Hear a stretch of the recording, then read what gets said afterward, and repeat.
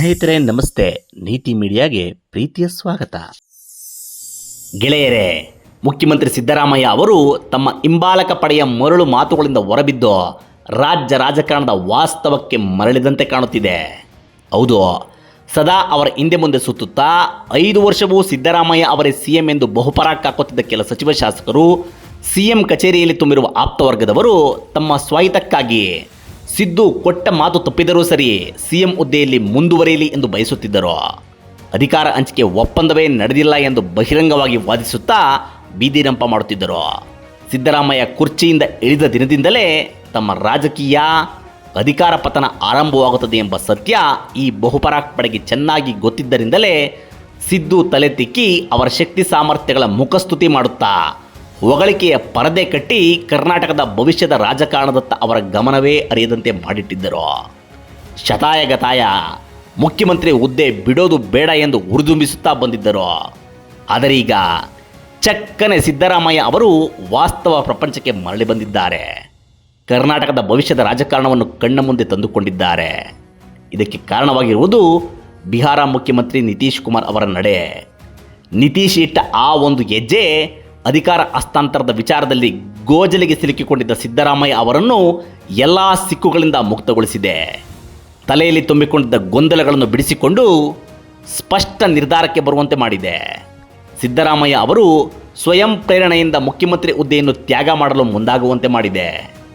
CM ಕುರ್ಚಿಗೆ ಏರುವ DK Shivakumar ಅವರ ಕನಸು ನನಸಾಗುವಂತೆ ಮಾಡಿದೆ. ಬಂಡೆಗೆ ಭಾಗ್ಯದ ಬಾಗಿಲು ತೆರೆದುಕೊಂಡಿದೆ. ಇಷ್ಟಕ್ಕೂ ತಮ್ಮದೇ ಹಳೆಯ ಜನತಾ ಪರಿವಾರದ ಸಂಗಾತಿ ನಿತೀಶ್ ಇಟ್ಟ ಅದ್ಯಾವ ಹೆಜ್ಜೆ ಸಿದ್ದರಾಮಯ್ಯ ಅವರು ಹಠಾತ್ ಪದತ್ಯಾಗದತ್ತ ಮನಸ್ಸು ಮಾಡಲು ಕಾರಣವಾಯಿತು. ಅಧಿಕಾರ ಬಿಡಲು ಸುತರಾಂ ಒಪ್ಪದೆ ತಮ್ಮ ರಾಜಕೀಯ ಅನುಭವದಲ್ಲಿ ಸಂಪಾದಿಸಿದ ಅಸ್ತ್ರಗಳನ್ನೆಲ್ಲ ಪ್ರಯೋಗಿಸುತ್ತಾ ಹೈಕಮಾಂಡ್ ಮತ್ತು ಡಿಕೆಶಿಯನ್ನು ಸುಸ್ತು ಮಾಡಿದ್ದ ಸಿದ್ದು ಈಗ ಏಕಾಏಕಿ ತಾವೇ ಮುಂದಾಗಿ ಸಿಎಂ ಹುದ್ದೆ ತೊರೆಯಲು ಮುಂದಾಗಿರುವುದೇಕೆ? ಮುಖ್ಯಮಂತ್ರಿ ಕುರ್ಚಿ ಬಿಡಲು ಸಿದ್ಧರಾಗಿರುವ ಅವರ ದೂರದೃಷ್ಟಿಯ ಚಿಂತನೆ ಮತ್ತು ಬೇಡಿಕೆಗಳು ಏನು? ಅವರ ಬುದ್ಧಿಗೆ ಒಳೆದಿರುವ ಭವಿಷ್ಯದ ರಾಜಕಾರಣವಾದರೂ ಏನು? ಎಲ್ಲವನ್ನೂ ವಿಸ್ತೃತವಾಗಿ ತಿಳಿಯೋಣ ಬನ್ನಿ.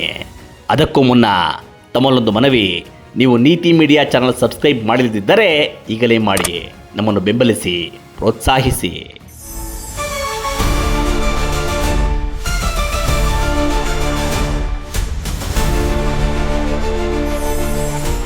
ಸ್ನೇಹಿತರೆ, 6 ಅವಧಿಗೆ ಸರಿಸುಮಾರು 20 ವರ್ಷಗಳಿಂದ ಬಿಹಾರವನ್ನು ಆಳುತ್ತಾ ಬಂದಿರುವ ಮುಖ್ಯಮಂತ್ರಿ ನಿತೀಶ್ ಕುಮಾರ್ ಮೊನ್ನೆ ಏಕಾಏಕಿ ರಾಜ್ಯಸಭಾ ಚುನಾವಣೆಗೆ ಅರ್ಜಿ ಸಲ್ಲಿಸಿ ಸಿಎಂ ಹುದ್ದೆ ತೊರೆಯುವುದಾಗಿ ಘೋಷಿಸಿದರಲ್ಲ, ಅವರ ಆ ನಡೆಯ ಹಿಂದಿರುವುದು ತಮ್ಮ ಪುತ್ರ ನಿಶಾಂತ್ ಕುಮಾರ್ಗೆ ರಾಜಕೀಯ ಭವಿಷ್ಯ ಕಟ್ಟಿಕೊಡುವ ದೂರದೃಷ್ಟಿ. ಹೌದು, ಇಷ್ಟು ದಿನ ರಾಜಕೀಯದಿಂದ ದೂರ ಇದ್ದ ಪುತ್ರನನ್ನು ಜೆಡಿಯು ಪಕ್ಷಕ್ಕೆ ಸೇರ್ಪಡೆ ಮಾಡಿಕೊಂಡಿರುವ ನಿತೀಶ್ ಬಾಬು ತಮ್ಮ ಸಿಎಂ ಹುದ್ದೆಯನ್ನೇ ಬಿಜೆಪಿಗೆ ಬಿಟ್ಟುಕೊಟ್ಟು ಆತನಿಗೊಂದು ರಾಜಕೀಯ ನೆಲೆ ಕಾಣಿಸಲು ಹೊರಟಿದ್ದಾರೆ. ಬಿಹಾರ ರಾಜಕೀಯದ ಆಯಕಟ್ಟಿನ ಜಾಗಕ್ಕೆ ಕೂರಿಸಲು ಹೊರಟಿದ್ದಾರೆ.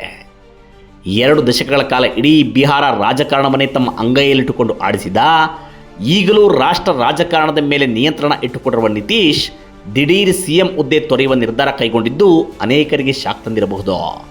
ಆದರೆ ತಮ್ಮ ರಾಜಕೀಯ ಬದುಕಿನ ಸಂಧ್ಯಾಕಾಲದಲ್ಲಿರುವ ಅವರಿಗೆ ಬೇರೆ ದಾರಿಯೇ ಇರಲಿಲ್ಲ. ಮಗನಿಗೆ ಜೆಡಿಯು ಪಕ್ಷದ ಮೇಲಿನ ಹಿಡಿತ ವರ್ಗಾಯಿಸಲು, ತಮ್ಮ ಉತ್ತರಾಧಿಕಾರಿಯನ್ನಾಗಿ ಮಾಡಿ ಆತನಿಗೆ ಭದ್ರವಾದ ರಾಜಕೀಯ ಭವಿಷ್ಯ ಕಟ್ಟಿಕೊಡಲು, ಬಿಹಾರ ರಾಜಕೀಯದಲ್ಲಿ ಆತನಿಗೊಂದು ಪ್ರಸ್ತುತತೆ ತಂದುಕೊಡಲು ನಿತೀಶ್ ಈ ಹಾದಿಯನ್ನು ಆರಿಸಿಕೊಳ್ಳಲೇಬೇಕಿತ್ತು.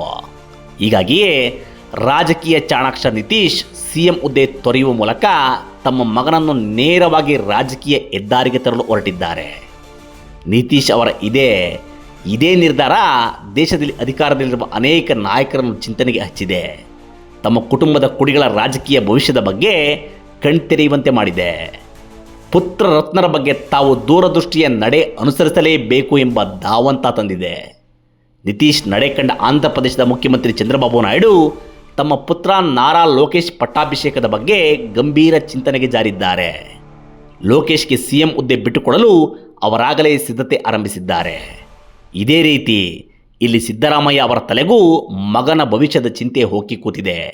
ಇದರ ಪರಿಣಾಮ ಸಿದ್ದು ಮುಖ್ಯಮಂತ್ರಿ ಸ್ಥಾನ ತೊರೆಯಲು ಗಂಭೀರವಾಗಿ ಚಿಂತಿಸುವಂತಾಗಿದೆ. ಒಂದು ಮೂಲಗಳ ಪ್ರಕಾರ ಈಗ ನಡೆಯುತ್ತಿರುವ ಬಜೆಟ್ ಅಧಿವೇಶನ ಮುಗಿಸಿ ಪದತ್ಯಾಗ ಮಾಡಲು ಸಿದ್ದು ನಿರ್ಧಾರ ಕೈಗೊಂಡಿದ್ದಾರೆ.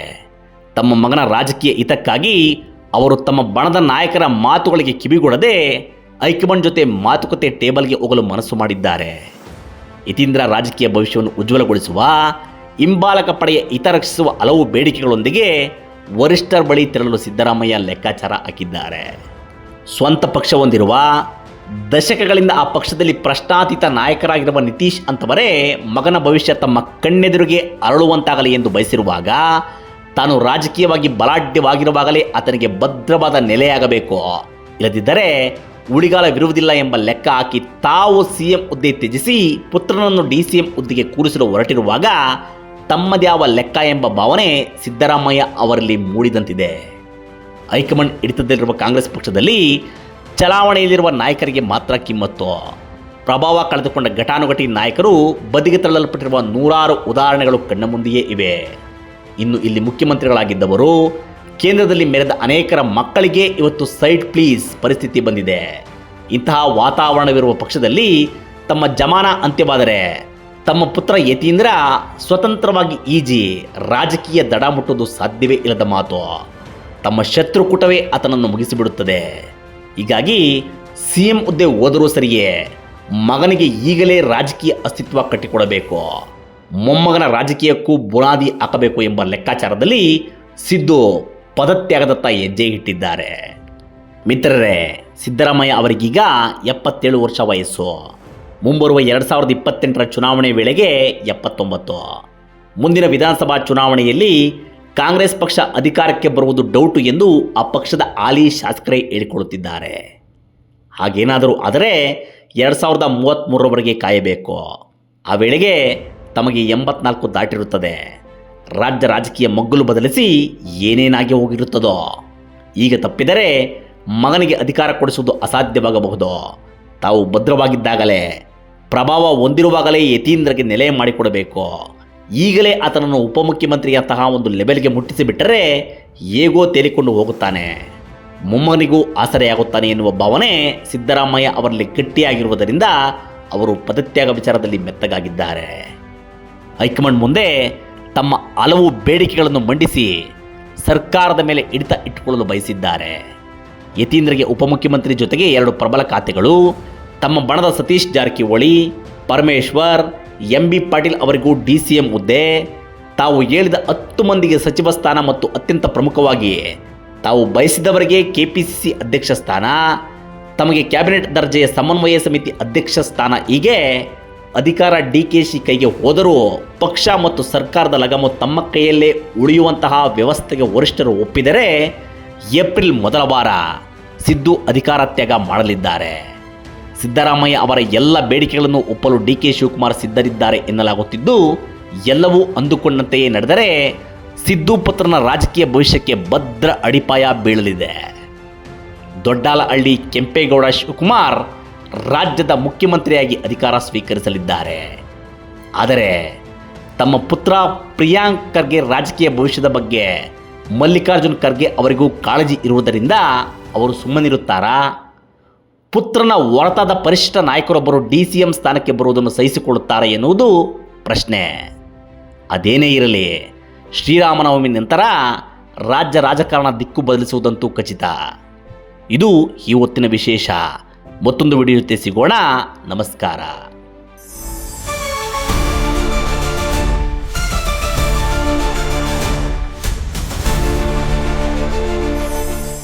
ನಿರಂತರ ವಿಡಿಯೋಗಳಿಗಾಗಿ ನೀತಿ ಮೀಡಿಯಾ ಯೂಟ್ಯೂಬ್ ಚಾನೆಲ್ ಸಬ್ಸ್ಕ್ರೈಬ್ ಮಾಡಿ.